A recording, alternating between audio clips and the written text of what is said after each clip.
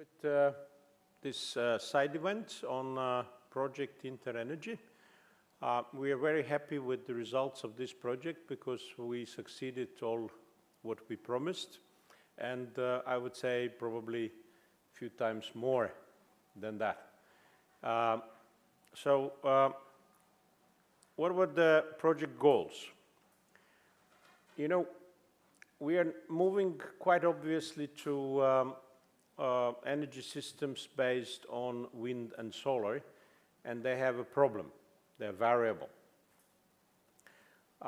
We have seen in the previous lecture given by Eva that power-to-X technologies are slowly coming, but they will be quite significant in the end because there are sectors which are hard to electrify.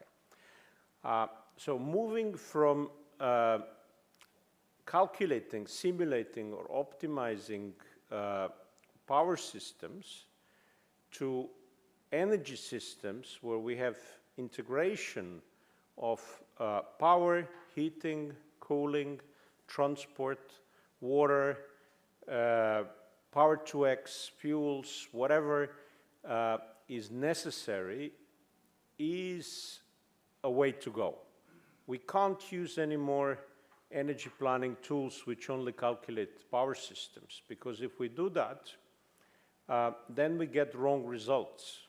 Results which show us that we cannot do decarbonization because there is a huge curtailment of wind and solar. But this is completely wrong. It's utterly wrong results, because what happens if you have lots of wind and solar in a certain hour, the price will be low. And what happens when the price is low is that there are guys, okay, I would like to take this electricity and use it for something. I can convert it to heat, I can charge my electric car, I can produce hydrogen, or I can do whatever I want. So price will never actually be zero in an optimized system. It might happen for some time that we have zero prices in a few hours, maybe 150 hours a year, but after that, there is investment in technologies to use this cheap electricity. So what will happen is that cheap electricity will eventually electrify heating, either through district heating or individual heating, electrify transport, and that we will have huge amounts of still excess of electricity, and that's why we need electrolyzers, which will then use this electricity to produce green hydrogen, which will be used for the whole vector of different fuels. So the idea was how to model this. It's not a very simple task. Then, you know, I don't really believe in optimization when we talk about energy systems, because energy systems are changing all the time. So you can simulate them. But researchers love optimization because, and the governments like if they have a long-term curves. So we said, why not doing the optimization model in order to enable researchers to say, well, this is optimized. If you simulate, you have to be much more, have much deeper knowledge of energy systems. What you solve with simulation is what are the options and how those options play. What do you solve by optimization is, okay, I have these possible options that can play. What is the best mix of those options? So you do resolve it in a little bit different way. The future will not be optimized, for sure, still. But you can actually get much more insight into the results with less understanding of the power system and the energy system. So the idea was to show how policymakers, decision makers can avoid unnecessary technology lock-ins. Because if we look at the long-term period, then we don't see some technologies. We don't see hydrogen blended in pipelines. We don't see gas boilers in the future. So why continuing investing in technologies which we don't see in the future? Well, why do we want to do all this? Well, we have climate emergency. I think we are all aware of that. And we are now in the transition process very quickly. So how the system will look like in the end? In the worst case of based on only variable renewables, what you see as a red curve in the bottom, this is legacy electricity demand. This is how much we spend electricity today. And let's say this electricity is necessary and it's time critical. We don't want to watch football game of our champion in some other time. We want to watch it when we want to watch it. So this is electricity that we have to cover. And then the green one is the actual wind production on hourly basis, and the solar is solar production on hourly basis. But multiplied by many times, let's say 10 times or even more, 30 times than what we have today. Just to show you that it only rarely happens that we have white areas under the red curve, which means this is unsatisfied load with wind and solar. And we can use hydro here, or geothermal, or hydrogen, or whatever. There are technologies that can be used when there is no wind and solar. Actually, Dunkelflaute did not happen last 5 years on continental level, winter windless weeks. It might happen one day, so we have to have backup, for sure. But it just doesn't really happen. It happens on national level every year, but not on the continental level. So with grids, we can solve part of the Dunkelflaute problem.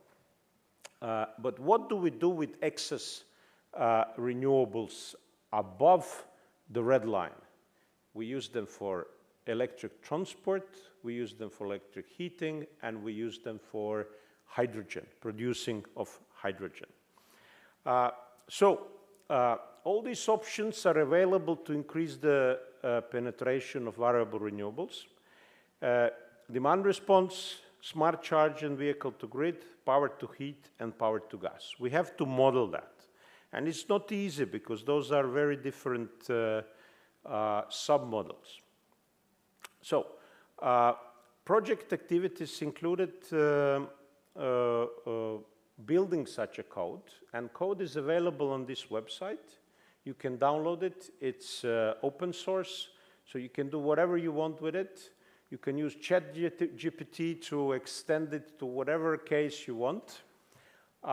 It's basically hour-based, but you can easily make it 10 minutes based or even less. You just have to be careful to have a computer big enough so you can actually run it. Or you either reduce the case, the problem, or you increase the computer size. You can do multi-zonal, you can do multi-technology, you can do as many years as you want, but everything which you add increases, of course, the computer cost. So you have to choose what is the question you're answering and reduce the complexity where you are not answering the question, and increase the complexity where you're answering the question. So this code covers all this. I will not go too much into this detail because Felipe after me will show more details about it. We have a GUI, but GUI is always behind what we have in the code. So if you know Python, it will be much easier to use directly Python. But there is GUI, graphic user interface, for simpler cases. So it's a linear program optimization model. It is a long-term energy capacity investment model with hourly dispatch resolution. It provides the cheapest mix of technologies to supply the energy demand from different sectors, looking for the optimal size or capacities or investment of different technologies and power plants, dispatch, transformation of energy carriers, and storage levels. It complies with different policy options, including the limits on critical excess of electricity production. That is curtailment. We don't want to have too much curtailment, but a little bit of curtailment is actually cheap. So we should just check how much it is. And then penetration of renewables, CO2 emissions, and their limits. This is the graphic of the code. And so the second success story, we have managed to model the influence of different demand response and power-to-X technologies on the energy system. And quite a lot of papers were published, 6 in international scientific journals, over 10 papers on international scientific conferences, 1 master thesis, and 2 PhD theses are on the way. One has to take into account that this is only 3 years old project, so we are only starting. And then, okay, this is the first paper, and the second paper, and the third paper, and you can see it's all Q1, so it's a very hot topic. You can easily publish material in good journals. And then the third thing, we have worked on starting a community. We want that people use it, and if you find it useful, to publish papers with it and to come back with us. So we organize workshops online and on-site where we introduce beginning users because sometimes people just have problems how to download Gurobi and all these things. But then also with more advanced users, we help them how to solve certain problems. And we also organize summer school on the energy planning topic, which includes H2S hands-on approach.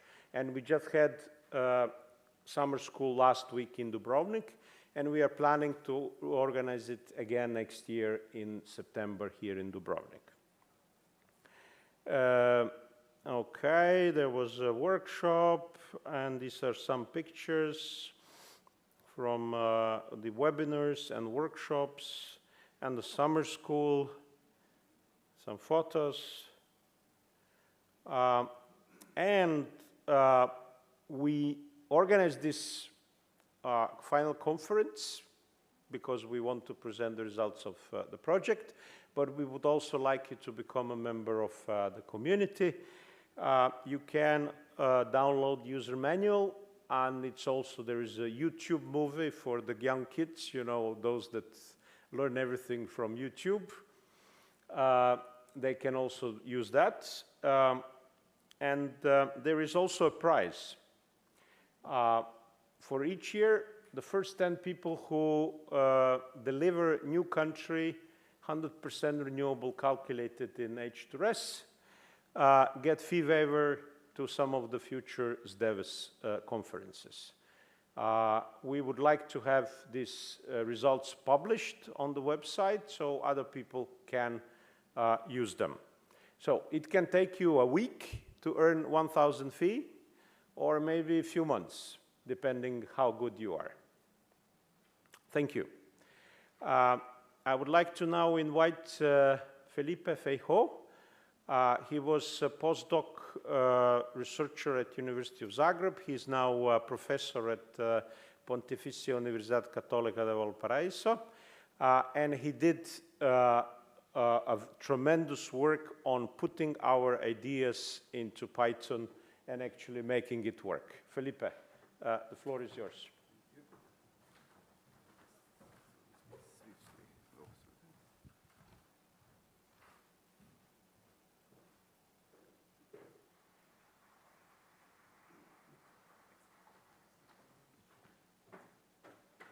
All right, thank you, Neven, for the introduction. As Neven said, my name is Felipe Feijóo. I'm associate professor at the School of Industrial Engineering at the Pontificia Universidad Católica Valparaíso in Chile. And we're actually organizing the Next Deves 2024 in Chile, so hopefully we can see all of you there. I know Neven and Tom are coming, so hopefully most of you will also come. So as Neven said, I was developing this model during 2021, during the COVID pandemic, so I had a lot of time at home to actually sit and code. But also this work was jointly produced with Anton Pfeiffer, Luca Herc, and Neven Deutsch, also from the University of Zagreb. So basically what I'm going to do now is go through some of the details of the model in slightly more detail, some of the different modules that we have in the model, and then I'm going to show some of the examples of new improvements that we have actually done. Some of those improvements are not in the website, but it's important for you to know so you can actually see that you can create your own version of the model because this basically model is very flexible. So in terms of the model, as Neven said, this is a linear optimization model. Linear means that we do not model nonlinear functions within the model, basically because of time complexity. That's a compromise that we basically decided to take in order to increase the granularity in other areas. For instance, we want to model only dispatch resolution of different technologies, not only for a single year, but in long-term planning horizon. So imagine solving a problem from 2020 to 2050 every single year, and for every of those years, we consider the dispatch for every single hour of every single technology of every single power plant. So it's highly computationally complex, and that's why we like to keep things, some of the things of the model simpler, such as this linear assumption. As I said, it's a long-term investment model, so for each planning year, we choose the size of the different technologies, the sizes of the power plant, the size of different power-to-X technologies, but also the dispatch. The dispatch basically happens in an early level. The investment of the different technologies is a yearly decision. And we do this keeping in mind that we need to find the cheapest possible solution, as Neven said. That's what we do in this optimization framework, trying to find the size and the dispatch of all the different technologies in a way that we can actually find the cheapest, in terms of cost, okay, the cheapest solution. And we do that by basically looking into different policy scenarios, limits on critical excess of electricity production, limits on, or targets on penetration of renewable energy sources, limits on CO2 emissions, or we can also do a combination of them. We can define scenarios in which we want to basically achieve a scenario with 100% renewable electricity, but also limiting the critical excess of electricity production to 5%, for instance. So we can actually play with all these policy options simultaneously in the model. This is the same graphic we've seen before. So I'm going to go in slightly more detail in the next slide, so I'm just going to skip this, but this is basically for you to have an idea of all the different dynamics that are modeled within H2RES. So first of all, I want to start with some of the power-to-X technologies that we model here. One of the most important for us to basically try to reduce curtailment or basically put a limit on critical excess of electricity production is how we model these power-to-X flexibilities. And one of those options is basically power-to-heat. So within this model, we assume that we can actually divide the heat demand in different district heating areas and also individual demand. One of the main assumptions we follow here is that each of the district heating areas can be actually supplied by either traditional boilers, it can be supplied by electric heating, different technologies, different electric boilers, different type of heat pumps, air-to-air heat pumps, air-to-water heat pumps, and so on. And CHP, and CHP can actually be fueled by any fuel, coal, gas, biomass, you name it. And we also model individual demand. And individual demand can be supplied also either by traditional boilers or electric heating. So this is one of the ways in which the model tries to basically balance or basically try to optimize how renewable electricity can actually be used, electrifying the heating sector. Since we model H2RES, or H2RES basically model this in an early resolution level, we need to provide some early data. And some of that data, for instance, for heat pumps, which is very important, is the coefficient of performance, or COP. So for each of the different technologies, you actually have to provide that. But this is very important, it's very critical, because we do want to model in a high detail early characteristics of different technologies. Fuel prices are defined by hour by hour, COP is defined hour by hour, and so on, different other parameters for different technologies. In terms of the power sector, H2REST basically considers dispatchable and non-dispatchable units. For each of these different type of power units, we model their dispatch, again, hour by hour, but also the investment decisions that will happen. If we need to create new gas power plants for some scenarios, if we need to create new wind or solar power plants, and so on. This is modeled within H2REST, also hour by hour. What is important here and where the flexibility comes is that the user defines the level of granularity or aggregations that wants to follow in a different case. If we want to follow a really huge case, we maybe can cluster all the power plants into technologies, or as we have done before, for instance, in different cases in Croatia and also in Chile, we can actually model individual power plants. So we can go from the power plant level up to the fuel-based technology and grouping basically or clustering all the different power plants into single technologies. The deeper we go into granularity, the higher, the more complex the model becomes. So we need higher computational power, but we have managed to solve very detailed systems in the past. In terms of non-dispatchable units, basically hydro river, wind, and solar technologies, we can actually model different zones. So this is very important. For instance, in the case of Croatia, we model normally 5 different wind areas because wind actually varies between the inner side of the country or the coastal side. For solar, we model 2 or 3 different zones, inner Croatia, Istria or northern side, and also Dalmatia, where we are now. So it's really important to capture the different availability of the different renewable sources, and that's why you can actually model this in H2REST. So we do allow different zones or multiple zones for renewable or non-dispatchable sources. And as I said before, for all these technologies, we model dispatch and their capacity, and we also follow other important parameters, for instance, the life of these technologies, how these technologies are being decommissioned over time, and so on. I'm going to show a little bit about decommission in the next slides. This is just an example, as I said before, what we do in the case of Croatia, how we model different renewable sources.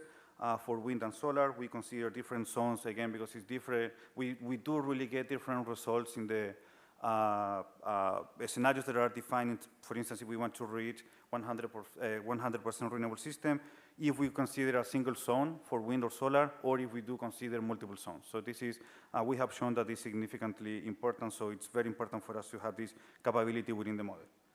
And we also model hydro units. I'm going to show in this slide how we do it. H2REST consider hydro dam and pumping system as well. For each of those technologies, we model their storage, and we also need to have information regarding inflows into each of the dam system or pumping systems. And they basically, or H2REST basically optimizes the dispatch and the seasonal storage that is being actually generated in order to supply the electricity demand during the year. And what we see here on the plot on the right is just an example, again, for Croatia, where we actually show for a single year, for 2020, the energy stored in each of these hydro units for 8,760 hours. I think this is for the year 2020 in our base case. So we actually model seasonal storage and also the dispatch for every single hydro unit that we can, the model can actually consider. I'm going to skip this. So this is, again, power to heat, so I already spoke about that. Some other important characteristics in terms of power to X. We do model in great detail electrolyzers and fuel cells. So this is what we actually have in the base version of the model that you can download from the website. At the end, I'm going to show some new developments that we have done in this area. But in the base model that you actually have access to, what we assume is that electricity can actually be used to produce hydrogen. But as I said before, since the focus of this model is basically to look into different power to X technologies, we do not model electrolyzers as a technology, but what we want to do is to model different type of electrolyzers. Okay, so for instance, in this case, we have PEM electrolyzers, SOE electrolyzers, alkaline electrolyzers, and you can have as many different technologies or different type of electrolyzers as you decide. Okay. The model assumes that all these different technologies that are actually able to produce hydrogen will deliver hydrogen, green hydrogen to storage, and from this storage unit we can actually supply different demand sectors, or we can actually use this to produce electricity through fuel cells, and for fuel cells we follow the same idea. we don't want to model a fuel cell technology, we want to model different type of fuel cells, and the model actually allows us to do this.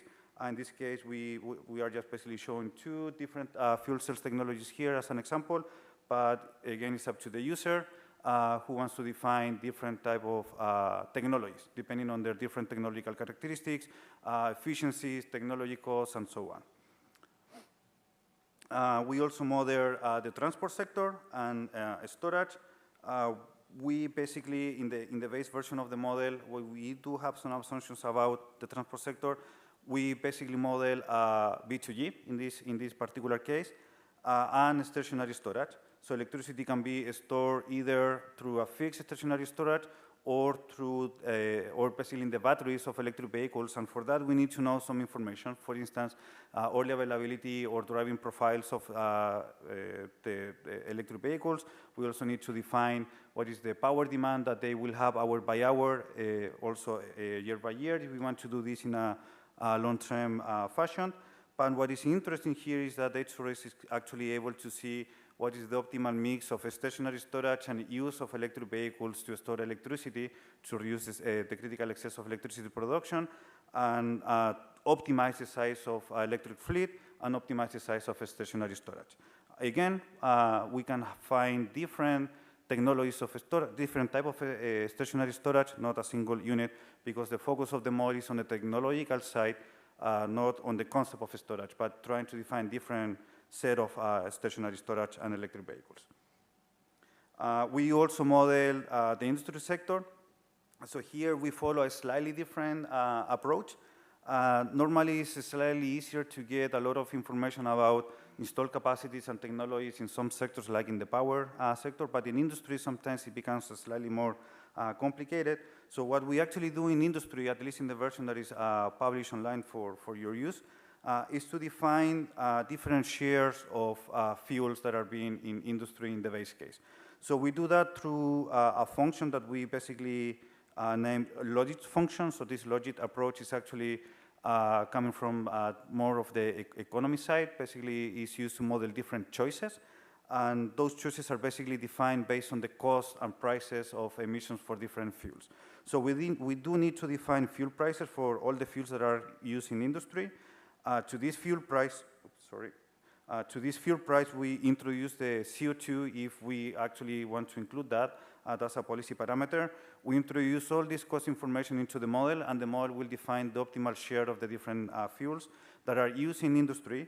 And then the model also decides how much hydrogen will be introduced to supply the demand, and how much electricity will be used to supply the demand in industry. And then we basically have this competition between traditional fuels, hydrogen, and electricity in the industry sector. So it's a slightly different approach, but it's very useful when we do not have enough information about installed capacities of different technologies in the industry sector. How we model the commission, this is also something slightly different to what other energy optimization models basically do. We do follow an exponential decay for every single technology in H2S. So we don't only model the commission in the power sector, we do model the commission for every single technology. Boilers, fuel cells, electrolyzers, power plants, and so on. So this is just to show an example. So we can assume that we have 100 megawatts of a given technology at the beginning of the horizon, let's say 2020, and in every single year in a long-term planning horizon, let's say that we add or we create new 100 megawatts of this technology, okay? And let's also assume that this technology has a lifetime of 20 years, and the technology starts failing for some reason after 10 years. So what this basically means is that even though the lifetime of the technology is 20 years, we can model that a share or a percentage of that capacity will fail before. In this case, we can assume that after 10 years, this technology actually starts failing. And we assume that there is no remaining capacity at the end of the year. So what we actually do here, what we show in this picture, is that in the blue line, if I move my mouse, I don't know if you can actually see it. Yeah, you can see it here. And this blue line is the initial 100 megawatts of the installed capacity. And we can actually see that after 10 years, these capacities start decreasing because the lifetime of this technology is actually 20 years. But then, as I said before, every 10 years, we actually introduce new 100 megawatt of that capacity. So we can actually follow for each vintage or each year what is the capacity that is created, the capacity that is installed, but also the remaining capacity of that technology. So we follow investments and decommission by vintage in H2RES. And what we do, basically what the model sees at the end of the day is this plot right here. So this technology is actually increasing over time. 100 megawatts are being included every modeling year, but also, as I said before, after 10 years, we assume that some percentage of this technology fails, so that technology is also being reduced. And in the long term, the total capacity that is available of that particular technology can actually be shown, is basically shown in this plot. Okay, so we do model the commission, but also the lifetime and the remaining capacity of every single technology, not only power plants, but also electrolyzers, traditional fuel cells, electric vehicles, and so on. Every single technology in H2RES follows this approach. So a little bit about the model, how we actually make this work. I'm going to show us a little bit about the interface and the structure of the model. H2RES is basically developed and written in Python. Python is open source, so if you are familiar with programming, you can actually download the model, open the source code and modify it, include new equations, new constraints, and so on. And we solve the model using the Gurobi solver. So for academics, Gurobi is free. So that's why we basically like to claim that H2RES is fully available for academics and fully open source. We have managed to solve the H2RES for different case studies running from 2020 to 2050 every 5 years, so 2020, 2025, 2030, and so on. And for some cases or for some policy scenarios, we're actually able to solve this in 1 hour. And for simpler cases, we can actually solve them all in less than 5 minutes. So computationally speaking, depending on the problem, it can actually become complex. But for simpler cases, it basically runs really fast. In 5 minutes or less than 5 minutes, we can actually have some solutions of the problem. This is the structure of the model. There are 3 main folders, the data folder, results, and scripts. In the script folder, we basically have the source code, there are 4 main files. Build model is the most interesting one because that basically contains all the equations and the objectives of the model. That's basically done using Gurobi and Python. Combine plot.py and export plot ev.py basically are files that create outputs of the results, and read process data is the script that actually processes all the input files and all the data that is basically used to create a scenario. Every time we run the model and we find a solution, the results are automatically saved in the results folder. You always have to define a scenario name, and the result will be saved under that scenario name in the results folder. So this is fully automated for you to use, and all the output files, some default plots, and some default figures are actually created automatically for you. So you don't really have to go through the code or through the data to analyze your results. This is already pre-developed for you. I already said all of this. So this is what the main file looks like. As Neven said at the beginning, we have developed a graphic user interface. You can actually use it, but if you are familiar with Python, you can actually open what we named the main.py file. Here is basically where we define all the input data and all the input information for each scenario. And also the policy parameters. So there is the scenario name, some booleans that actually allow us to define true or false if we want to, for instance, select a target on renewable electricity, true if we want to select a target on critical excess of electricity production, true if we want to put carbon limits or CO2 emissions limit or not. So there are some booleans that actually allow us to do that, and depending on the selection of those booleans, we need to define the specific level or targets that we want to achieve. And at the end of this file, there are some input files that are basically based on Excel, where you define profiles. For instance, profile for electricity demand, profile for fuel prices, or profile for the coefficient of performance for different heat pumps, for instance. Now I want to talk about new developments, new and ongoing developments. So basically what I show so far is what is available on the website, what you can download. But one nice thing about H2RES is that since this is open source, and if you're familiar with programming, you can actually download the model and play with it. There are new developments that are being developed by different researchers. So for instance, Daniele Grobi, who is sitting right here, He learned the model in a few months, and he actually developed some of the functionalities here. And we're working with one of his students on the Italian case. One of my students is working on the Chilean case, also creating different versions of the model. With Anton, we are working on critical minerals, also developing new version of the model that is basically based on what you have available on the website. But again, if you are familiar with programming, you can actually download it and create your own version of the model. So this is the graphic user interface. So if you don't like going into the Python code, you can actually open this. And this is basically the same information that I was showing here in this figure on the right side. But again, if you don't like Python, you can download the graphic user interface and play with it. So you can actually have some places to put the scenario name, the modeling years that you want to do within H2RES, some other information, for instance, regarding policy parameters or target for different policy options, as I said before, critical excess of electricity production, or targets on CO2 emissions. So it's very simple to use. You just download this file, open the file associated to the graphic user interface, run it with Python. This is going to pop up, and you basically hit run, and the model will basically start optimizing the system that you have developed. There are other new modules and capabilities, as I said before, that we have worked on. For instance, we, in a different project, actually Luca Herc, one of the PhD students and developers of the model, has created a highly detailed version regarding e-fuels and different pipelines and transformations of different fuels in the model. We have also worked on a more detailed version of the transportation sector within H2RES. We have also endogenized district heating. So right now, in the base version of the model, you have to define for instance, the storage associated in each district heating unit. But in some new developments, you can actually ask the model to optimize and create the whole district heating for you. So that's also one of the ongoing or side developments of the model. We have also included demand-side flexibility, load shifting in the electricity. And right now, I'm working on load shifting on the heating side as well. We have developed a multi-zone version of the model in which you can actually optimize the transmission capacity between different zones or the net transfer capacity and so on. So there are a lot of different new developments or side developments that can actually be implemented within H2RES.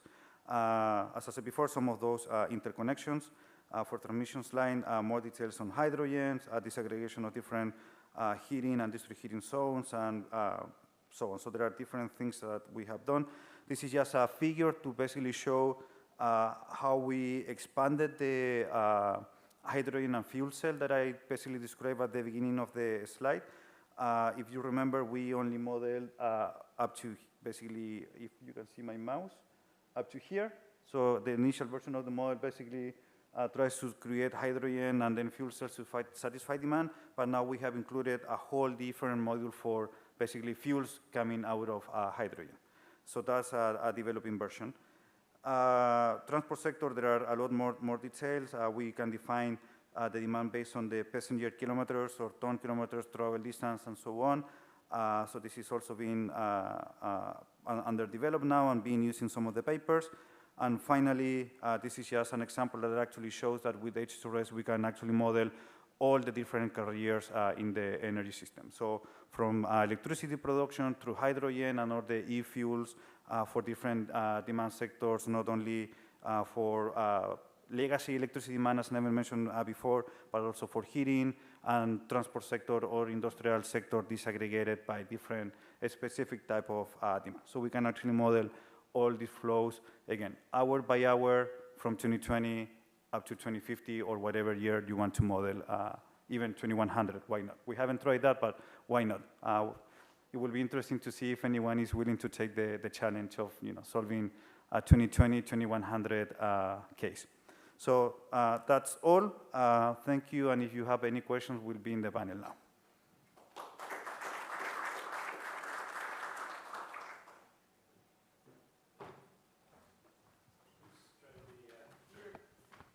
I would also like to invite other panelists, Daniele, Eva, and Ingo.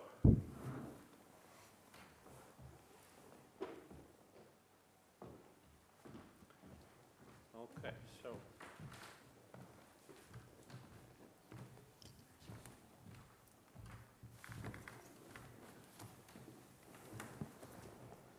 We have seen now how the model is built, but the question is how to use it. And then I would like to start with Daniele, who is the first user. Did you? Sorry? Outside of Zagreb. Outside of Zagreb, yes, yeah.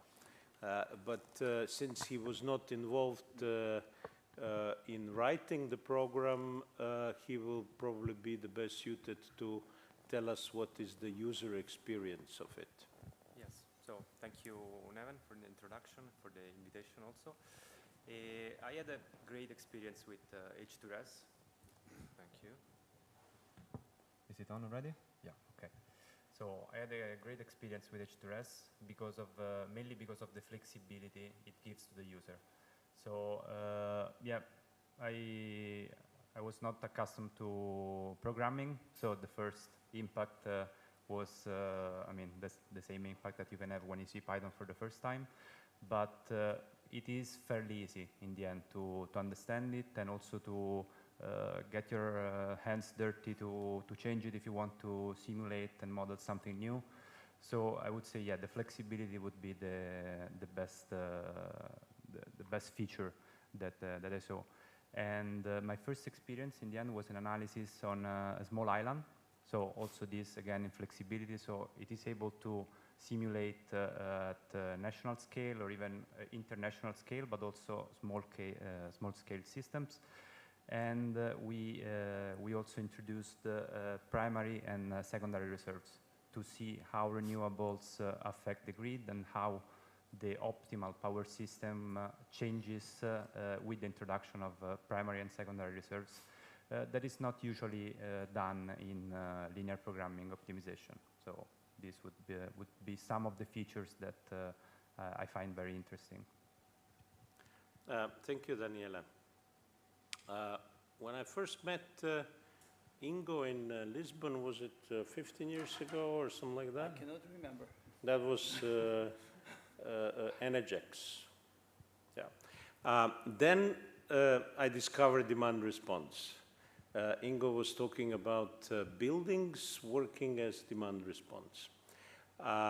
So I think Ingo is always much before time in seeing where the things will go. So how do you feel that all this power to X thing will go in Europe, and maybe also with a special case of Germany, which is highly industrialized and very dense country? A good question that I don't know how to answer. Nevertheless, the interest got a new focus. We always have been talking about energy systems. Then first, as an electrical engineer, I was thinking about the electricity sector. Then we learned we need to integrate the heat sector. Then we learned we need to integrate the transport sector. And when it came that we need to get climate neutral in the society, we have seen, oh, we forgot quite a lot of things that we need to care about. And that is, to me, agriculture always was some trackers going around the field. Nowadays, I know only the fertilizer industry has today carbon emissions that are equivalent to the ones all UK, Netherlands, Germany, France, and Spain has. So that is an enormous amount of emissions that we need to replace, and there power to X comes, for example, into the game. And then is the question, how do we provide those power to X? Is it hydrogen? No, we don't put hydrogen to the agricultural fields. Is it ammonia? Maybe also not, because in ambient conditions ammonia is a gas, so it's not so good to put it to the field. And then, for example, we could come to urea.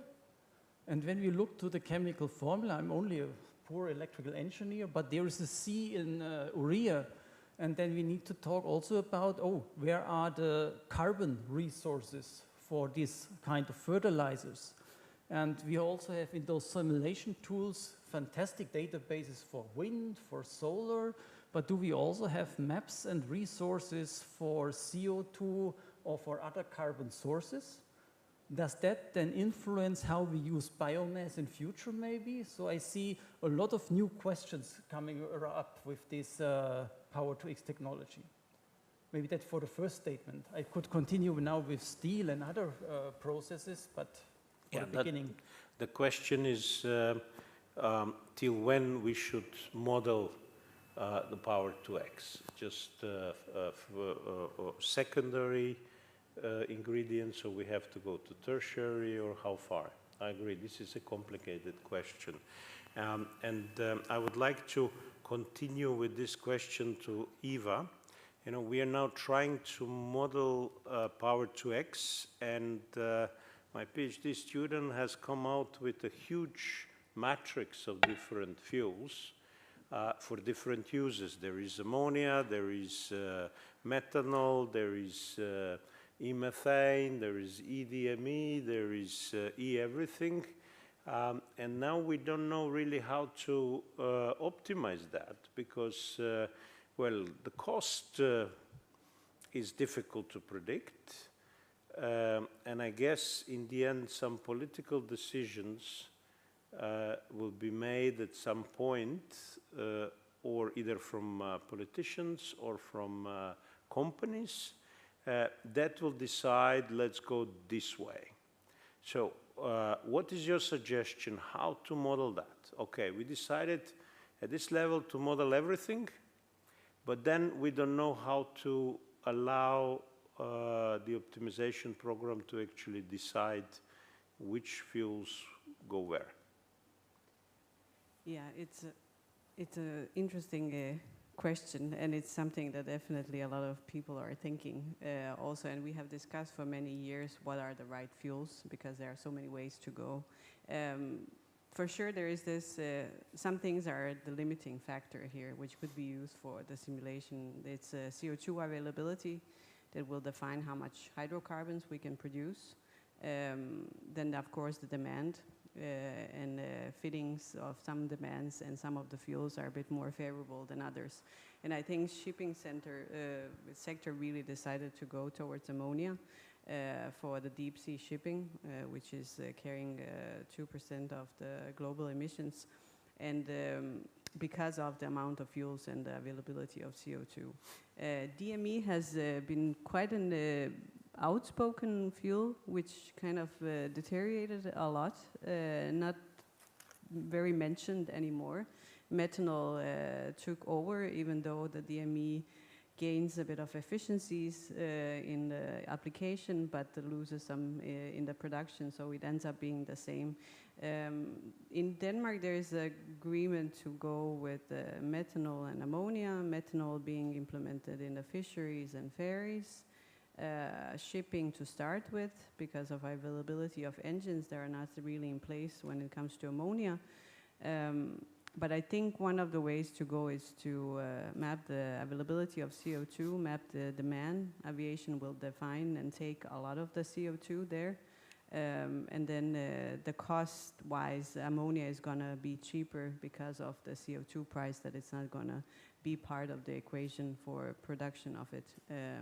And I do want to reply just to Ingo, because ammonia is actually a fertilizer that is used largely today. So I think at least to some extent one of the big projects in Denmark, which is producing ammonia via power-to-X, is going to start selling it to the agriculture sector, because right now it's more difficult to sell it for the transportation because the engines are not in place. So actually the agriculture sector, which we don't talk a lot, I do completely agree with you, is probably going to take parts of the fuel that can be used in the transport for sure, because they also need the greening part. But it could also be that we will end up by offsetting with using biochar as a part of the production of fuels as well, and then going negative in that way to balance out the complexity of solving the whole thing. Yeah. What about Maersk? They said they will run ships on methanol, even the deep. Yeah, so Maersk, they started with a very long list of fuels that they compared, and actually they don't necessarily want to pick the winner. So they will go with the mix of fuels. Because of the Fuel EU initiative, where you still technically can use LNG all the way up to 2050 or 2040, which is going to cause some issues because of the quick switch afterwards. But they are going with methanol to start, because they could order methanol ship 3 years ago when they started the journey. They will switch to ammonia for sure, because of the CO2 and the pricing that they can get, and they're really targeting Chile and Australia and some other parts of the world as producers for it, because of the price that could be significantly reduced. But they do still probably gonna have a mix of other fuels as well. The gas, though, I don't believe it's gonna, because of the methane slips that they can't really control no matter what. At least that's what MAN was saying, that they can drive on or sail on anything that can burn. But the problems that they do see is the slips that they can't really control. Why they don't have actually, or they're claiming that they're not gonna have an issue with ammonia. Because they can capture everything on board. Both Ingo and Eva have mentioned that sea is the problem.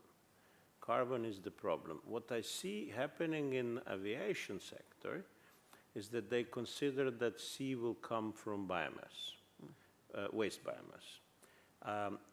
Felipe, how are we treating the carbon? Do we account for that in H2S, or we have to add this consideration? What do you mean with carbon? Renewable carbon, because for all these fuels, maybe it's something that Luca is more working on. Yeah, I know he's actually been working on that. But in the base version of the model, we basically do not model that. In terms of carbon, we basically try to put constraints on the level of emissions, but not how this actually carbon can be used, for instance, to create, e-fuels or things like that. So that's actually one of the important developments that can, be followed with H2S. And on that line, I also think that other developments that are important, also thinking about this idea, the way we model biomass in the model is just like another source, to produce electricity in this case. But if we think in terms of the decarbonization and Paris Agreement and 1.5, Celsius targets, we do really need to model how biomass is produced. And that basically means looking into the link of the energy sector with the land sector. And that's something that we never actually touched, or we didn't really discuss much about that. So agricultural sector, land use emissions, 70% of the emissions come from the energy, but the 30% of the remaining emissions are also important for 1.5. So that's something where I actually see a lot of value. I know maybe CCS with biomass is not something that or CCS in particular is not something that we might actually like to see, but maybe biomass with CCS can be, used for net negative technologies. And to reach 1.5, we need to be net negative, not carbon neutral.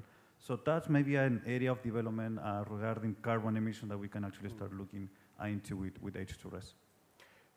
Also, Chile was mentioned, and your PhD student is now calculating South America to see how interconnections between different zones can play this huge role of Chile and probably Argentina, actually Patagonia.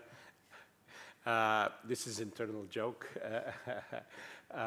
becoming really huge sources of fuels.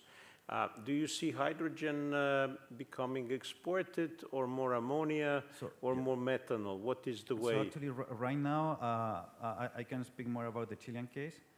We did build the first green hydrogen plant in the Chilean Patagonia, not in the Argentinian side, the Chilean side of the Patagonia, last year. And we actually produced the first green hydrogen molecule a few months ago. And actually, we are now not exporting or thinking about exporting hydrogen, but ammonia. So in the same Punta Arenas, basically area in the Chilean Patagonia, the idea is actually to export ammonia, not green hydrogen. So that's basically what we are, or what the Chilean government is actually looking into. We do have high hopes, especially with Germany. I know we have signed a lot of agreements with Hamburg port to actually export green hydrogen or in a different form to Germany, and it's one of the main basically targets the Chilean and probably Latin America is actually looking into. Okay, we were also hoping to have here Professor Fei Wang from North China Electricity Power University, but unfortunately he couldn't come. But I see two of his students are, PhD students are here. And our cooperation with Professor Wang was on demand response. And this demand response, we think it's a crucial technology. And maybe we could ask students from NCEPU to discuss could this framework be interesting to them. It's a little bit different approach. Yeah. Okay, thank you, Professor Neva. I think, oh, okay. I think I just want to ask a question, but not provide some suggestions. I'm not still a PhD student, and for me, this trip, I think it's still for me to learn and exercise. So after the presentation in the morning, and I now have a small question. I wonder if the Power-to-X technology has some potential to adjust its load, such as I think power load adjustment, power load transfer.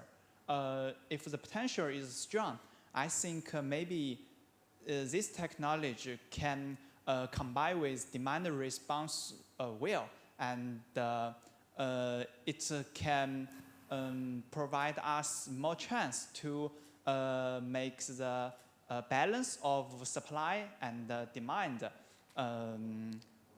This is my question.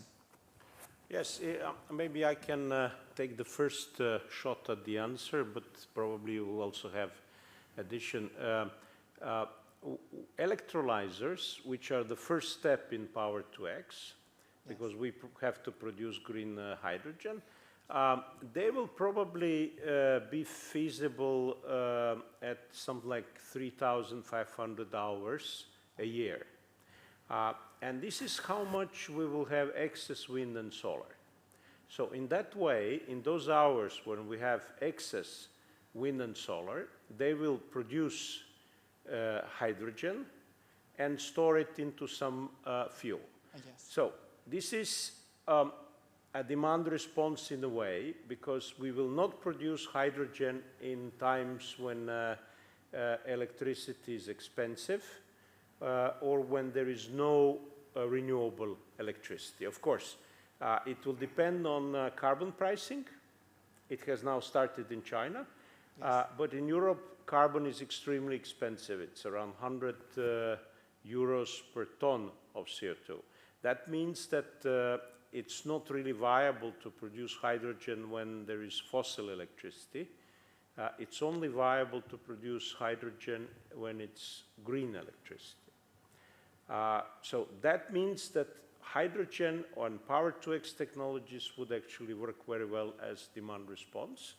And they would be huge because we need to produce fuel for all the industries and also for heavy transport. I don't know, would you like to add? Yeah, I can add. I think just one thing is sometimes I get a bit anxious when we talk about demand response, that also we talk about converting back the hydrogen to electricity. Which, no. Yeah. No, not that. Not that. No, not I just want to to assure that that's not a way to go. No. But yeah, exactly. All our studies show that the electrolyzers are operating approximately 50% of the time on the full load, and that is the needed thing from the system to have it in that way. Of course, when you look at the business case, it's not what the investors want to see, but this is what is needed to provide the flexibility and demand response in the system in that way. So it is for sure something that needs to sit better with investors, that sometimes it is necessary to over-capacify electrolyzers to actually be able to take the excess, even though I don't like to talk about it as an excess, because it is a dedicated electricity that we need. Otherwise, we won't be having the fuels and the demand that we have to meet. But it is a possible. It can ramp up, and even if we talk about the fuel part of the production, the fuel synthesis can also ramp up and down. Though it seems like the ammonia is less flexible than methanol from the last things I've heard, but it is possible. But just to come back to the same example that I gave in Denmark, the ammonia plant that is supposed to be 1 gigawatt electrolyzer that should be up and running in 2027. They are actually having a mix of the electrolyzer technology, having both alkaline and PEM. Very small capacity of PEM out of the 1 gigawatt to have this even faster response because PEM is a bit faster than alkaline. So they are trying actually already to doing this mix in order to be more fast in responding. So what is the ramp up, ramp down of alkaline electrolyzers? I was actually asking Eva because she might know this very technical, because in the model you can put whatever you... It's up to the user. Yeah. Yeah, so because we model on an hourly basis, we say as long as you can ramp up in 1 hour, it's fine, because the model can add up all of it, so that's fine. But yeah, PEM can respond in a second, and alkaline, we are talking about some minutes, 10 to half an hour. Okay.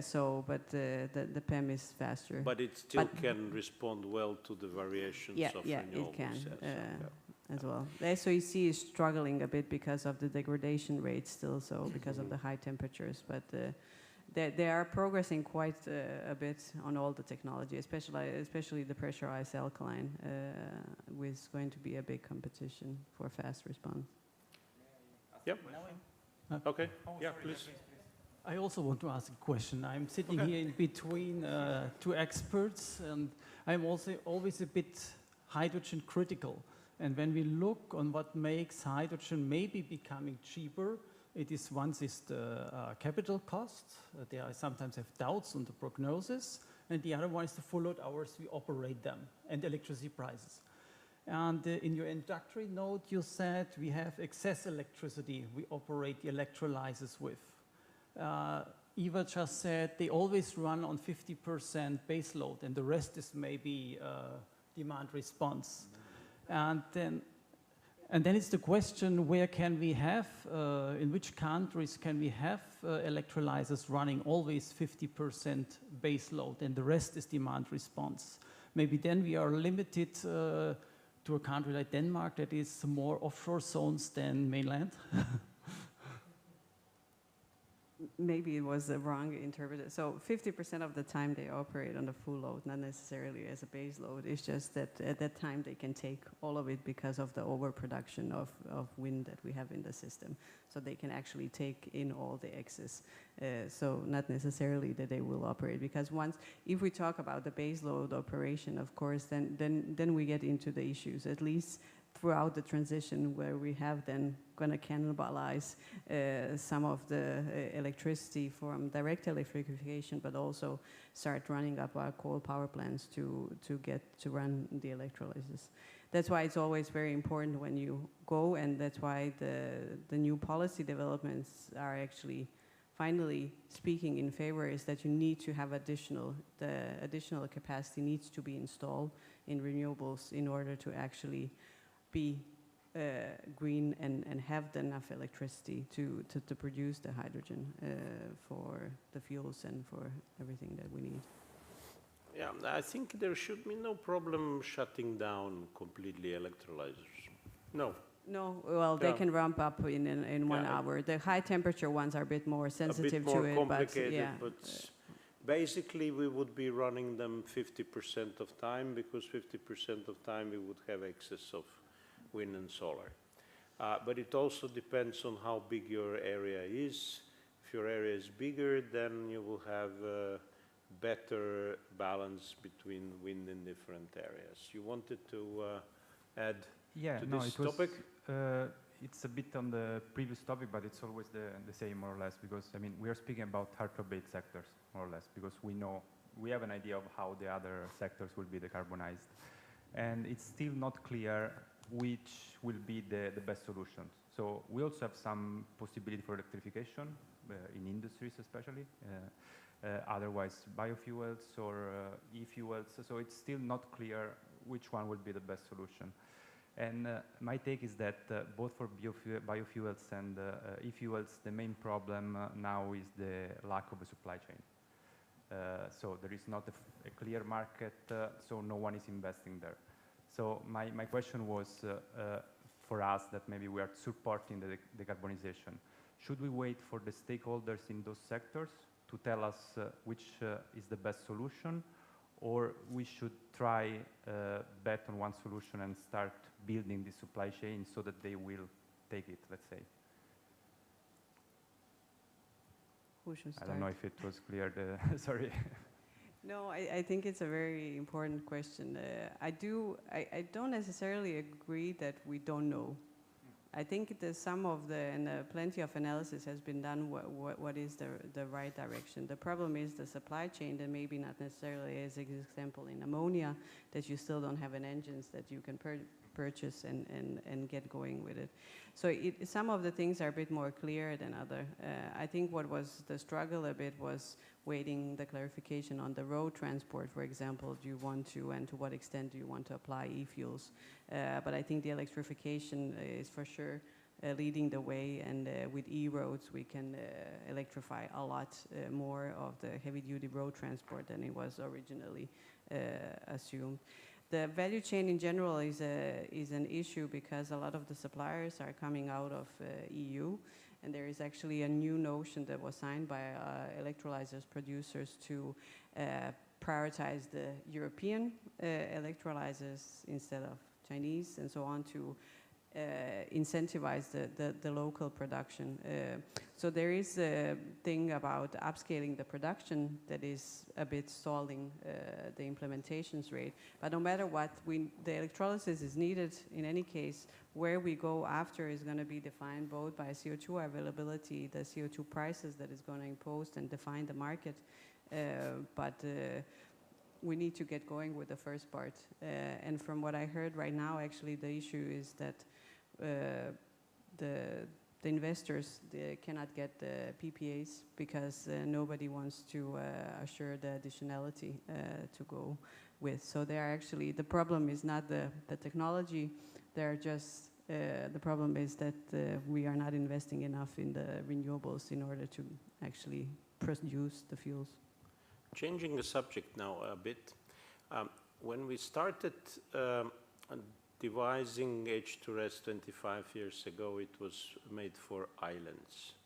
Because at that time we thought that islands are the best laboratories, because in islands renewables were actually cheaper than fossil fuels, because you had to bring fossil fuels from afar in small quantities, and it was a very expensive part of the system. But what came as a result was that it's actually very difficult to balance renewables, variable renewables on islands. And one of the issues, if I'm not wrong, you were working on is how to do the balancing of such a system. Did you manage to make H2RES help you in considerations of balancing? Yes, H2RES, as I said before, in one study, we analyzed how primary reserves and secondary reserves change the optimal system, and it changes a lot, actually. So the first solution, of course, that is identifiable is the use of biomass, because it's a renewable that is dispatchable, so it would be the optimal choice. How did you implement that, actually? in the program. In the model. So Yeah. in the model we implemented that for each hour there has to be some reserves always in place. So the model has a perfect foresight, so the reserves will never be used actually. But what we want is that in each hour, so in each time period, the reserves are always ready. So we know that if there might be the case, they would be ready. And in that model, we used each power plant, so the traditional power plant and also biomass were able to provide reserves. We also considered that wind can provide a certain level, a small level of inertia. And we also wanted to see how electrolyzer and batteries could be used, and also heat pumps and electric boilers. So it is not clear how they will be used in the future, but we wanted to see what could be their use, also to give some suggestions, some advice to the stakeholders of the sectors. And as I said, biomass seems to be the best solution, but that is why the topic of hard-to-abate sectors has to be analyzed at the same time, because which one is where could we have the best added value? So should we use biomass in the power sector, or in transport, or in industries? So that's why I think that the two topics should always be discussed together, otherwise we are missing a big part of also the land use for the competition with food. So yeah, exactly. So that's one topic. And in the end, so electrolyzer seemed to be a good solution because of what we said. So they have a good ramp up and ramp down feature parameters. But for islands, especially if you're not going to use the hydrogen in place, it doesn't make sense for small islands to transport a small amount of hydrogen. So it doesn't make sense to put on the infrastructure in that case. So in this case, maybe batteries still seem to be the best solution. Or when we speak about biomass, we can also speak about waste. So something that I'm always supporting is the value, using the value of waste. In small communities, it's even more important than in bigger ones, I believe. Well, you mentioned inertia, but inertia is something which you can supply using existing generators and just idling them, turning them, putting them on the grid, but without active power. And then they spin around and provide some level of inertia. Or once you don't have any more such engines, generators, you can use power electronics. And then, well, it's something that is not such a big problem. Regarding the reserves, it's a bit more of a problem, because reserves means you need to have something which will be ready in seconds.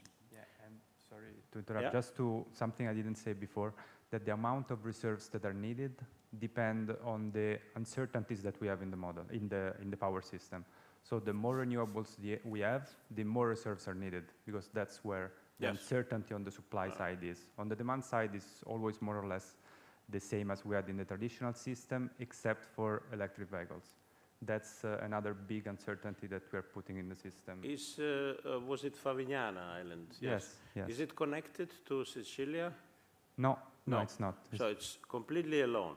Well, what we used as a reserve criteria for such cases were either N-1 or N-2.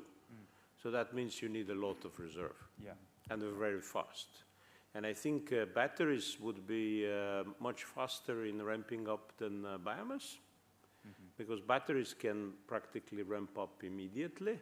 Batteries are not very good for long term replacement, because that would be expensive, but for primary level, it sounds like a good thing if you have enough inertia in the system. Yes. And for long term, one of the solutions that came out to be one of the best is also the use of desalination plants. Okay. So here we would use excess electricity to produce water. Did you talk with the water people? Just a bit, not too much. Okay, that's a problem. You know, whenever I talk to them, I talk to them about this for 25 years, and they say, no, we are not going to shut reverse osmosis for no reason. So we have to find a way how to persuade them. Okay, let me change a bit. Sorry? Yes, a question. Okay, question. Yeah, can I still ask a Yeah, whether it's turned on. Can I still ask a question about how to get the number of full load hours of electrolyzer production above this 50%, because that's apparently related to the offshore wind production profile. Is it feasible to include, for example, pumped hydro to an electrolyzer plant, so that you can, in that way, temporarily store, well, large volumes of energy at relatively high capacity in a pumped hydro system and discharge it again to the electrolyzer plant to increase the full load hours? And yeah, is that a feasible way to make hydrogen for industrial? It's not viable. Why you not? will need electricity to cost under 20 euros per megawatt hour in order to make it make viable hydrogen. And reversible hydro, it's more like 100 euros per megawatt hour. I don't know, maybe Eva can give another take. No, the take we have, is this on? The take in Denmark that we have is, we do have Norway as our favorite battery. So we are using them no matter what, because we don't, like some countries do not have a hydro potential, and Denmark in this case is very, very poor. So it is used because of overall balancing and electricity trading in the market. So we are selling or giving away our cheap electricity, so they pump their hydro and then we are buying the expensive electricity. But overall, because as Nevin said, the price-wise it does not make sense, but this is how we operate today, and because of the electricity market as it is. But Norwegian hydro is mainly not reversible hydro. It's accumulation hydro. Yeah. So it can be extremely cheap. That's because right, the yeah. investment has been paid off long time ago. Yeah. So if you have hydro, and if you usable. can have very cheap electricity from hydro, yes, you could use it. But in order to build new reversible pumped hydro storage, you should count on cost of cycled electricity at 100 euros per megawatt hour approximately, which is very high. That's why So they're there not is- building them. Nobody Yeah, builds them. Everybody talks about them. Maybe Swiss build something, but Swiss have very special situation. They have no wind potential. So they might have some case in it, but there is not too much case. And underground pumped hydro, is that an option? We have been looking into it in the south of the Netherlands. I don't know the costs. I would have to check. Okay. Yeah. Well, you can model it in H2S. You can model any technology. You just have to describe it, and you put it in an Excel sheet. Any technology that you can imagine, you can put it in. Okay, I'll convey my cost figures to Felipe. I think that would be the best option. Yeah. All right, thanks. Any more questions from public? Yes, please. I can try to speak louder. No, we are recording it and sending it to internet, so please take a mic. Excellent. My name is Dmitry Bogdanov. I'm from LUT University, Finland, and we also do some modeling with our own model, and we also did some modeling for e-fuels specifically. And there we had some interesting finding, because like we can talk about pumped hydro storage, but if we're talking about 2050, then hydrogen demand will be huge. We'll have no potential for building this pumped hydro storage anyway. Like traditional underground, it won't be enough potential. And we did some simulation for e-fuels only, for completely isolated system where we had only electrolyzers, other synthesis units, PV and wind. And there we found that system doesn't want to build any battery storage. It prefers to use electrolyzers even at lower capacity factors with full load hours of 3,500 or 3,000 full load hours.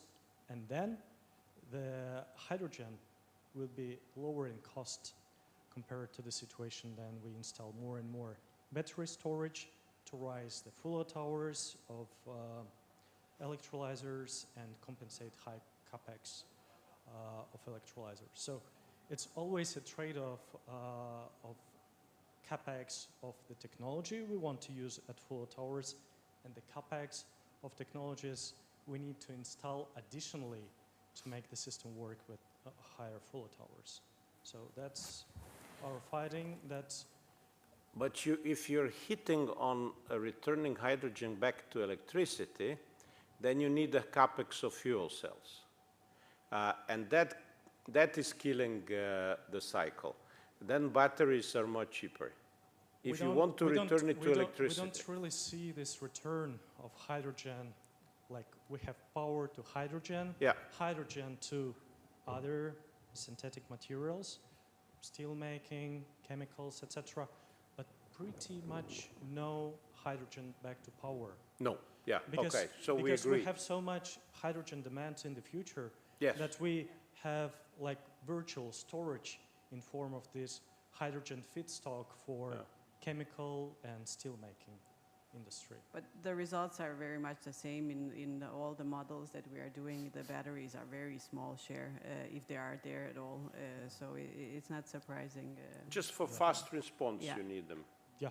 They're very fast, but not too much. Yes. Yeah. But all we see that industry has very important value for demand response. But during this plenary session, Eva said that like least costs will always win in the competition. And now we talk about e-fuels for industry in Europe. Can it become a challenge for European energy-intensive industry? Because in the future, it may become hard to compete to areas with really excellent renewable energy resources, let's say in Sunbelt, in Chile, in Argentina, and maybe energy-intensive industries may decide to migrate to these areas. And then Europe is in a big problem because first it loses industries, and then it loses important source of flexibility for all other sectors in the system. So and it's an excellent question, which I was going to ask next to Ingo, because he's coming from a country which has the biggest problem of that kind. I can understand that Germany will have a problem to produce all its energy needed for energy-intensive industry on German soil, because that would mean a lot of PVs and a lot of wind. So Germany is thinking about importing those energies, but I would like to hear his take on what happens to the high energy-intensive industry. Is it better to move part of it to Chile or maybe north of Sweden instead of bringing all these fuels to Germany, and to concentrate on more higher added value production in Germany? Or the current German policy looks like they want to bring the fuel and continue business as usual with new fuels? What is your take on that? First of all, my storage is now full, and I first need to answer battery storage you get for no cost. That's the great thing in our days, as soon as we do vehicle to grid. I always was angry about the big batteries in the e-cars. Now I drive my own one, and I'm happy to have a big battery in the car, bigger than I need it. And even it makes the lifetime of the car battery longer when you use it for vehicle to grid, because the worst thing you can do is you come home and charge the battery full, and leave the battery full all the night, that decreases lifetime of battery significantly. So when my battery is doing some work during night, for example, I increase even the lifetime of the battery. And when we see the market for battery, it was driven many years just by those who have PV systems with battery in their house, but that is, even that increased also a lot the last years. That is almost marginal now. It's completely driven by the e-cars. And then coming back to what Neven asked for, the heavy industry, and maybe let's do the example of the steel industry. So Germany is not the biggest one when we compare to China, for example, and even some other countries, but it has a quite high level steel industry. And 2 weeks ago, I was with Thyssen in Duisburg, and they now invest €1 billion in green steel and get another 2 billion of subsidies that was now accepted by the European Union. And I asked them, is it really sensible to do that? We import the iron ore to Germany. We do not have our own iron, and in future we import also the hydrogen. Doesn't it make sense to produce steel somewhere else? And their answer was, we would like to keep the workspaces in our country, but we can imagine that this energy-intensive raw steel production might be then in South America, for example, and where we really have the knowledge where we think other countries do not have for the high-quality steel, that requires less energy, and that then maybe we import the raw steel or the raw iron, and then in future we make the specialized products, the high-value products, still in the country. I really agree with you. I think it's time for rethinking German industrial policy and reshaping in a bit, because it doesn't really make sense to import everything just to keep low-level jobs. You want higher-level jobs. On the other hand, and I remember we also have very big chemical industry sector. And in 2019, there was the first report of the chemical industry, how can we get climate neutral? And then they said, we will have electricity demand to produce all the hydrogen with which we then produce the chemicals of 600 terawatt hours, which is exactly the amount of electricity that we nowadays use. So we would double our electricity consumption. And when you read it, it was really a bit an easy attempt, I would to say, because they just rebuilt the same pathway to produce all the chemicals, but on the oil and natural gas basis. And just a few weeks ago, they published a new report, and now they say we can do it with half of the energy. So it also, this pressure also, I think, improves innovation. So I don't know whether we will lose all those industries. Okay, good. Changing a bit the subject, Felipe, where do we go now with H2S? To create a community. That's the next step. Yes. Yeah. So as we said, we have used H2S to produce more papers than the one that actually Neven showed. Those are those papers that came out of the project, but there are many other papers that were published using H2S. But it's been mainly developed by University of Zagreb, UCB in Chile, and Sapienza. But we really need to create a community now. And for that, we need people to download the model, to use it, to get their hands dirty with the model, and then send us email if you have problems. The idea, we are developing summer school. As Neven said, we had one last week. We're planning on having a second summer school on H2S next year. I don't know if before or after SDEVES. We need to decide that. And maybe we're also thinking about having a summer school in Chile. Where we actually apply for a project, and depending if that project is funded, we might have also summer school in Latin America for Latinos to actually start using H2S. So the idea is, for people to download it, to use it, and give us feedback. The more people use it, the better the model will get. That's basically my hope. The good thing about having a summer school in Croatia and in Chile is that then we have 2 summers. Exactly. Yeah. Okay. What I see is important is to work now on this multi-zonal approach that is being done. Yeah, I think there are 2 big developments in terms of the actual model. One is the multi-zone, and that's critical. For instance, for cases like Chile, we have used H2RES to model decarbonization pathways in Chile by using a single zone. And if you're familiar with Chile, we have all the solar resources in the northern side, in the Atacama Desert. We have all the wind in the Patagonia, so in the south, but all the demand is in Santiago. 70% of the population live in Santiago, which is in the center of the country. So we do need to bring all the resources from the extreme north, from the extreme south to the center of the country. And there are big saturations or congestions of the power grid right now. We even have some negative prices in the northern side because of excess of solar. Argentinians, they don't take our excess of solar electricity because we don't have transmission capacity or grid interconnection with Argentina. So there are big problems in terms of transmission. And with H2RES, we cannot model that unless we have this multi-zone version. So that's a big area of improvement. And the second area of improvement, I really think we need to look into not only the energy sector, but also look into water land use in order to fully capture the whole complexity of mitigation pathways. Eva?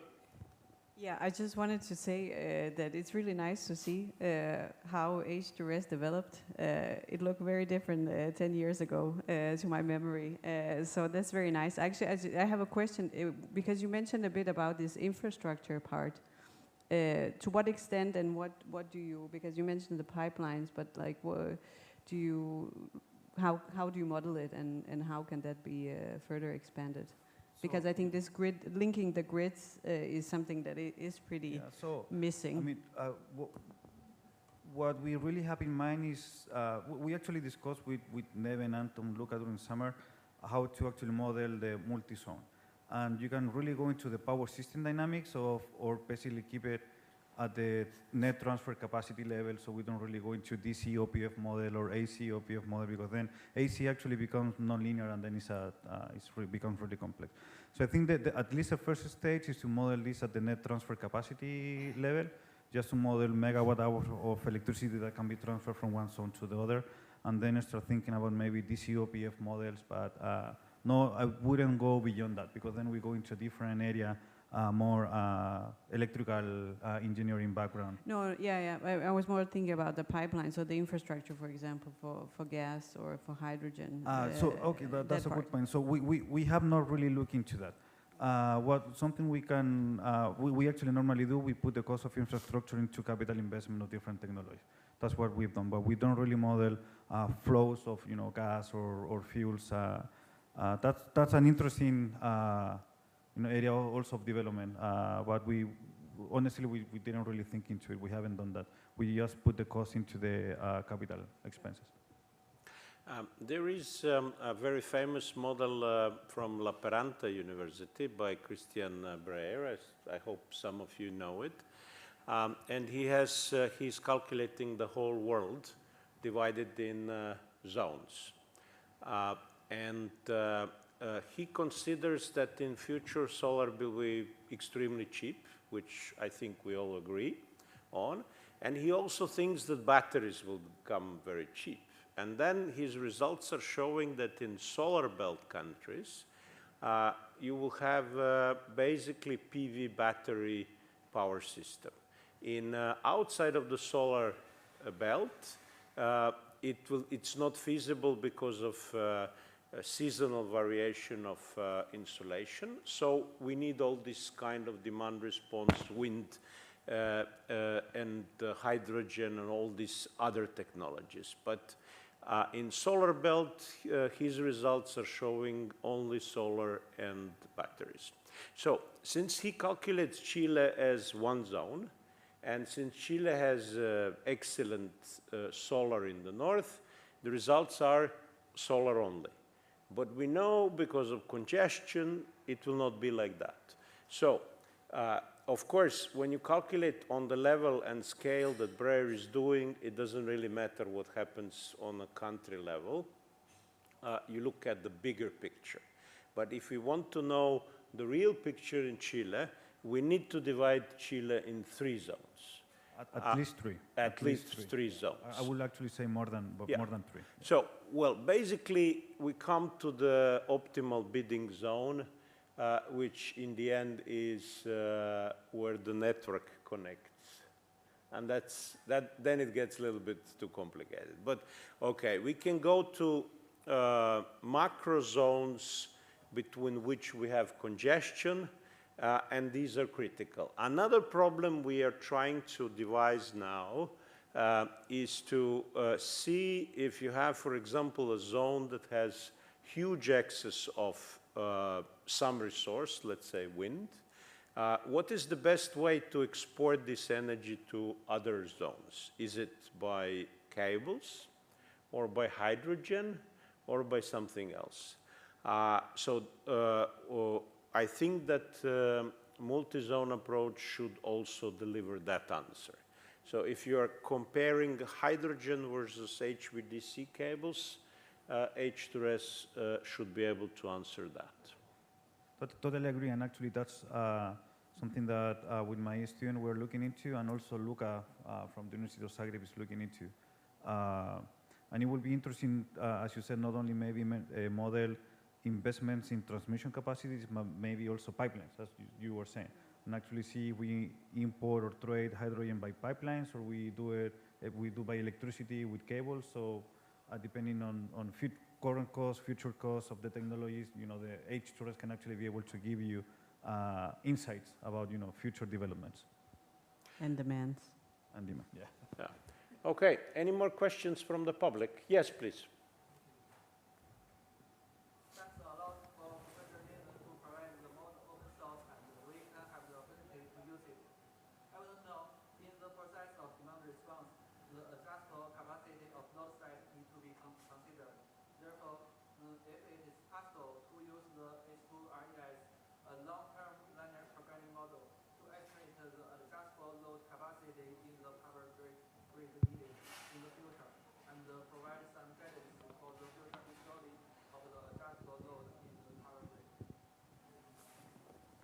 I'm not sure I completely understood. Yeah, maybe read slower. Okay. Yeah. Thanks a lot for Professor Neven to provide the model open source, and we can use it freely. In the process of demand response, the adjustable capacity of the load side needs to be considered.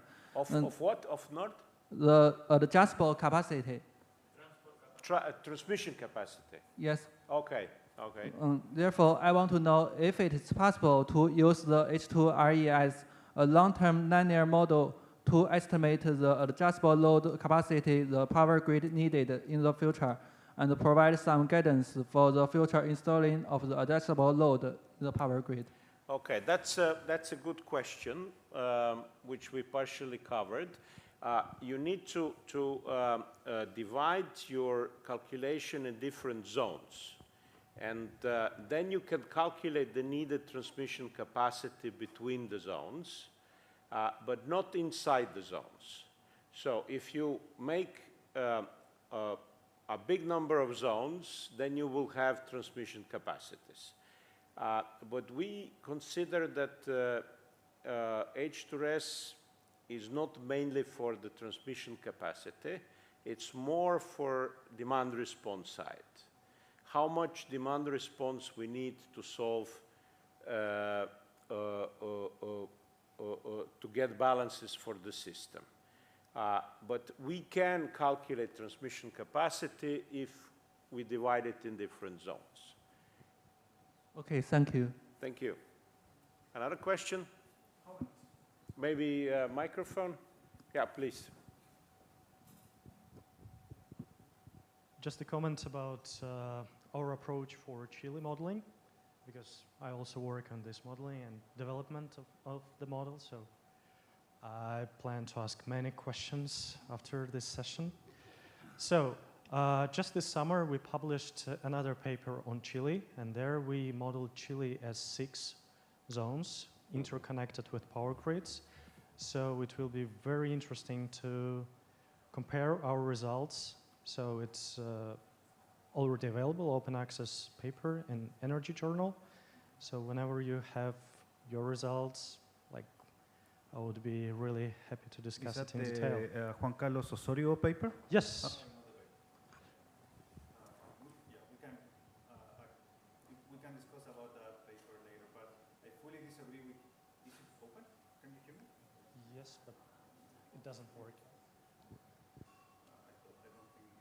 Well, you have to turn it on. Can you hear me now? Yeah. Ah, yeah, okay, So, this one yeah, works. I know that paper, and they actually use the LUT model from Breyer. And I fully disagree with the results of the model because it basically says no wind energy will be created. And even today, this year, we have more wind investment than what the model predicts to 2050. So to me, the results, as basically Neven mentioned, they fully rely on solar and battery. And that's why I said 3 is not enough, 6 is not enough. We need to model at least 15 regions in Chile to fully capture all the dynamics that you see, especially in the northern grid, where basically most of the congestion is actually happening. The other problem is that we have other electricity in the south, in the Patagonia, and the Patagonia power grid is disconnected from the main grid.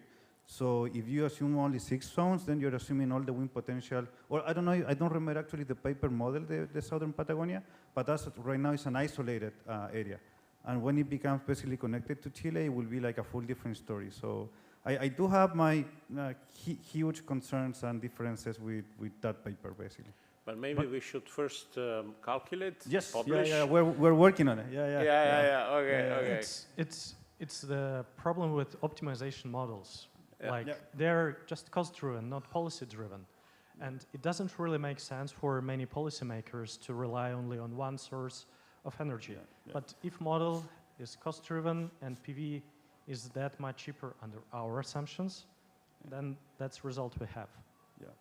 So no, I fully agree, but I also think when we use tools like LUT model or even H2RES, we cannot simply rely on what the model says. We need to actually think if whatever the model is delivering is actually something that we can translate into policy developments, basically. If whatever results the model provides can actually be sold to policymakers. And at least in the Chilean side, I don't think we will be 99% solar and 1% something else. So that's why I had huge concerns with that paper in particular.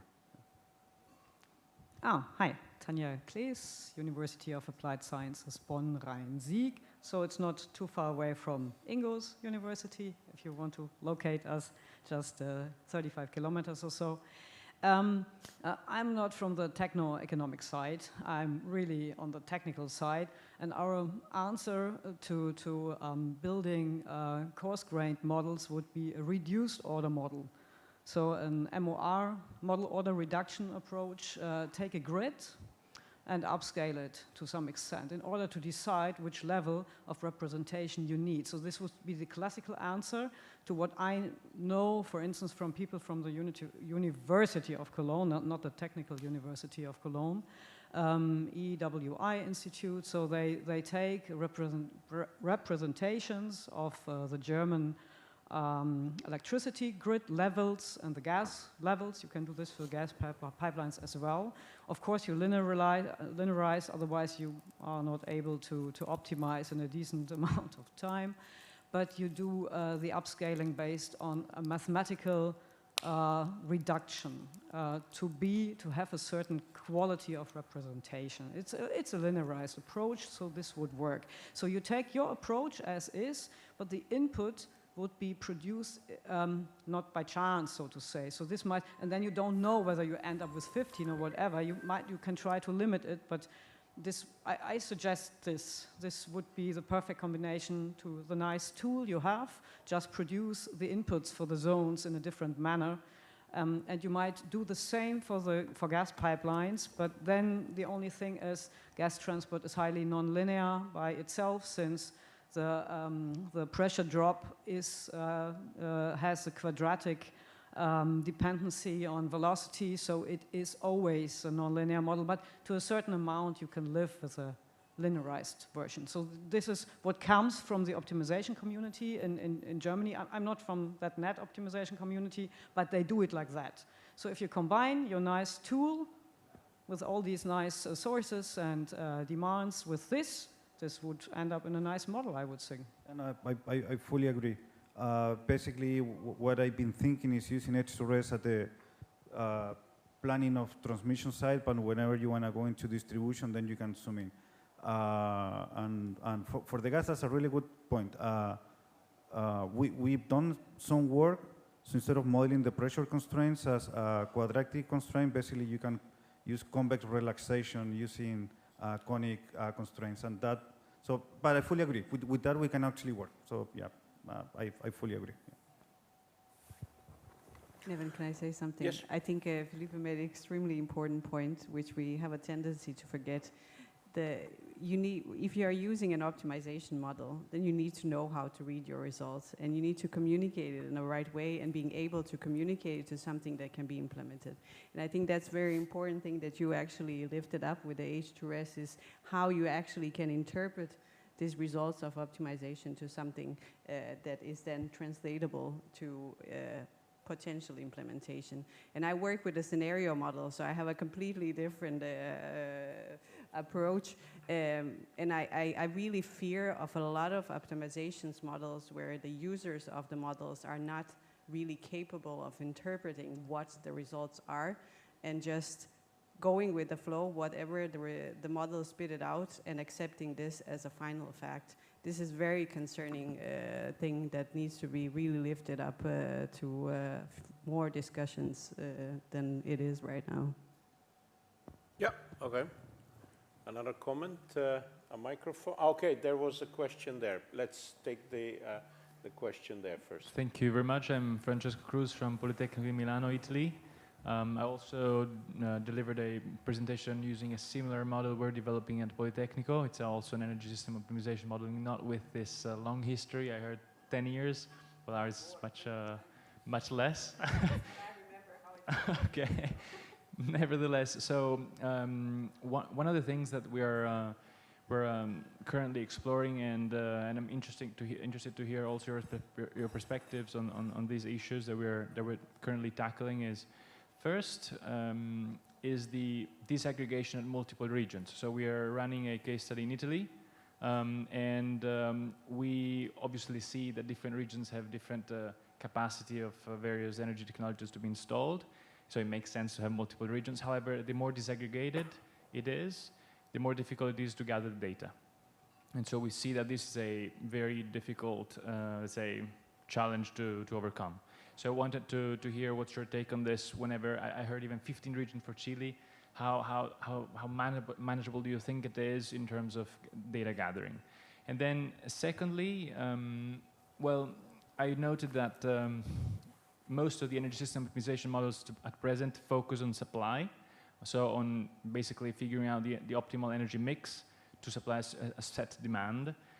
But most of the time, the demand comes from a different source, which is not, let's say, modeled at all. So it could be various scenarios and therefore different energy demand profiles. So what we're currently trying to explore is to have a separate model that would be soft linked, perhaps, or hard linked with the supply model that just simulates the demand. So this would take into account the user preferences, and then it would, especially in sectors like transport, try to take into account the user preferences, the model switches. What's your take on an integration of these two models, and what's your take also on the data gathering issue with multi-node models? Thanks. If I can hit first. So we generally use Leap for demand side. That's a very nice platform, and but part of the demand, a significant part of the demand, actually depends on the supply. All this demand that can respond, like for heating, for transport, for hydrogen, is actually handled by H2RES. So you only have this time-critical demand that comes from, let's say, Leap. Or you can use, in order to disaggregate country to different regions, you can use, there is Demand Ninja program which will artificially create demands for different areas.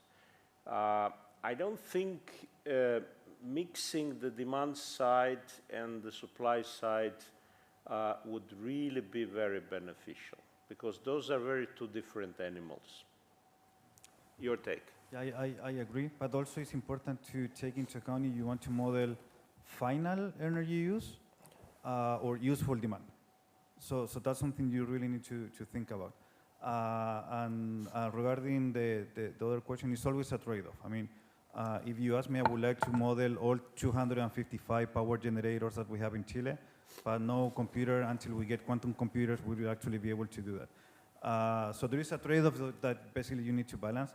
Luckily, in terms of data, the model is data intensive because we model hour by hour for long term, but data availability is actually not much of a problem because we don't really need a specialized type of data. It's some technical information regarding your technologies, some profile for renewable energy that you can get from different websites, fuel prices that you can assume if you don't have a profile for fuel prices, you can put maybe some average prices for years. So data availability, I don't really see it as a big problem, especially like in Europe, it's actually better than what we have in Latin America, and what we can do in Chile, it's good enough.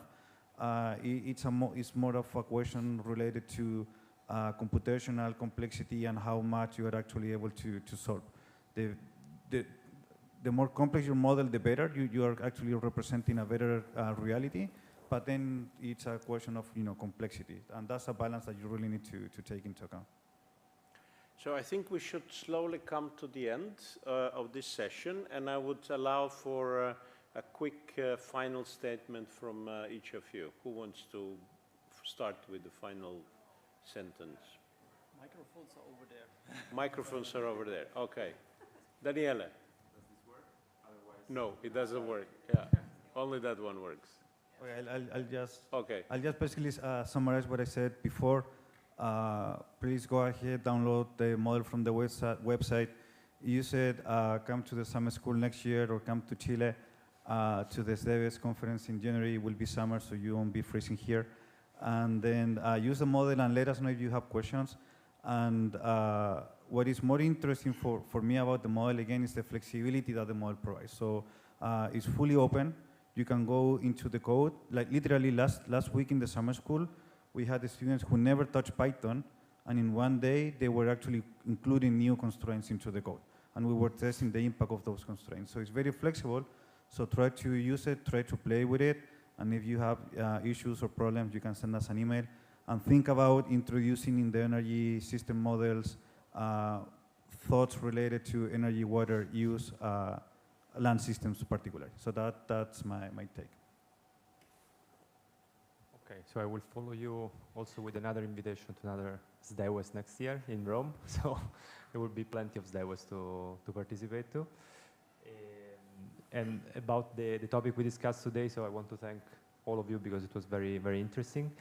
And from the modeling part, the research part, I would put my interest very much on hard-to-abate sectors and all the technologies and the possibilities that we discussed here today, that I think will be the center of research topic in the next 15 years, because I'm optimistic, so maybe a bit more than 15, but let's see.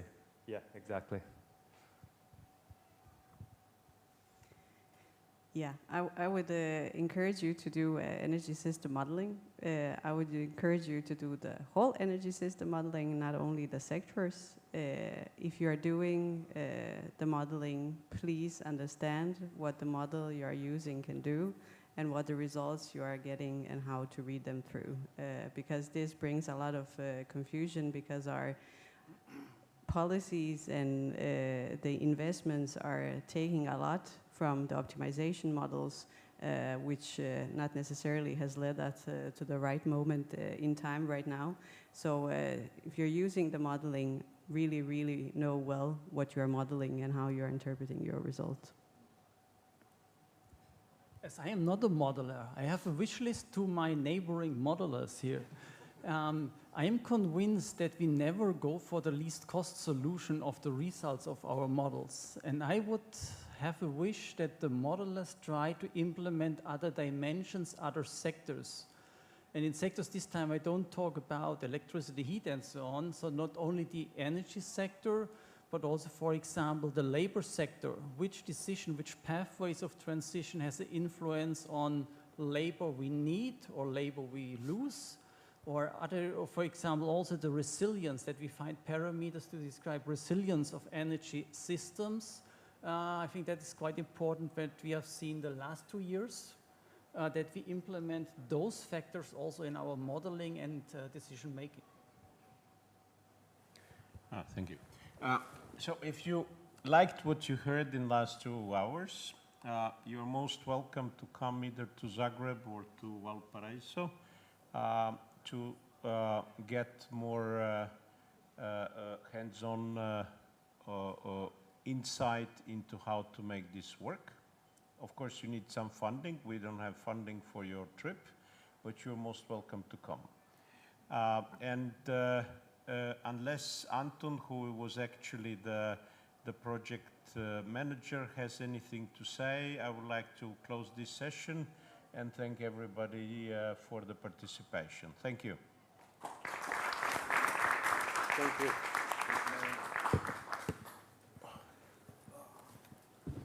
Quite in time, exactly. Right in time.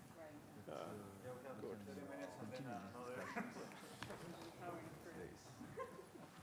I'm not sure if we have any more presentations, and I know that for HDRS we don't, but